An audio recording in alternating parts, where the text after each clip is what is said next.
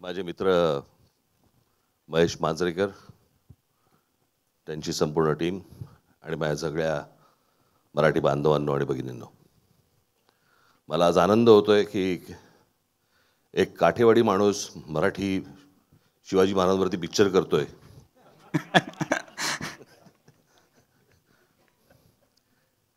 खरं तर मी ट्रेलर बघताना मला सुचत होतं की महेश कोठारेंना सांगितलं पाहिजे, खरं तर झपाटलेला 2 हा चित्रपट महेश मांजरेकरवरती काढावा त्यांनी.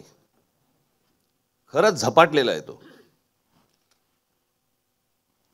म्हणजे तो कधीही भेटला तरी पण कोणत्या ना कुठच्या चित्रपटाच्या स्टोरीबद्दल बरं एक वेगळाच विचार घेऊन येतो. मागे तो कुठला चित्रपट आपला वेडात मराठे वीर दौडले साथ, जे पाहतो ते भव्य पाहतो. म्हणजे आमच्यामधला एक अत्यंत कॉमन गोष्ट अशी आहे की आम्ही दोघेही ज्या गोष्टी पाहतो त्या भव्य पाहतो. आणि शिवाजीराजे भोसले बोलतोय हा पहिला चित्रपट हा मुंबई, ठाणा, पुणा, नाशिक वगैरे या सगळ्या शहरांसाठीचा होता. हा चित्रपट ग्रामीण महाराष्ट्रासाठीचा आहे. आणि त्या महाराष्ट्राबद्दलच्या संवेदना जाग्या असल्याशिवाय असे चित्रपट घडत नाहीत. आणि आज शेतकऱ्यांबद्दलच्या अशा प्रकारे शेतकऱ्यांबद्दलचा विषय, शेतकरी आत्महत्याबद्दल यांच्याबद्दलचा विषय हा अशा प्रकारे मांडणं हा एक धाडस आणि वेगळाच विचार आहे. तो वेगळाच विचार करत असतो.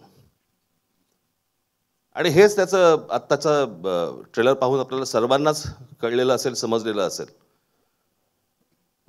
मी दरवेळेला मागे पण म्हटलं होतं की हिंदी चित्रपट सृष्टीमधले यश चोपडा तसे मराठी चित्रपट सृष्टीमधले महेश मांजरेकर एवढं निश्चित आहे.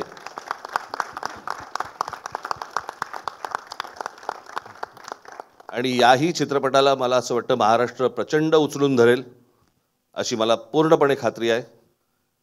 शिवाजी महाराजांवरती अनेक चित्रपट आले, लोकांनी आजपर्यंत उचलून धरले, परंतु ते खरंच शिवाजी महाराजांवरचे ऐतिहासिक चित्रपट होते जे मराठीमध्ये आले.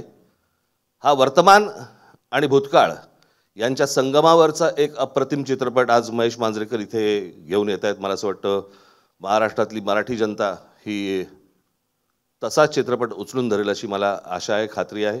झी बरोबरच आहे आपल्या. तुम्ही काय ब्लॉकबस्टर घ्यायचेच ठरवलेले दिसत आहेत बरं का.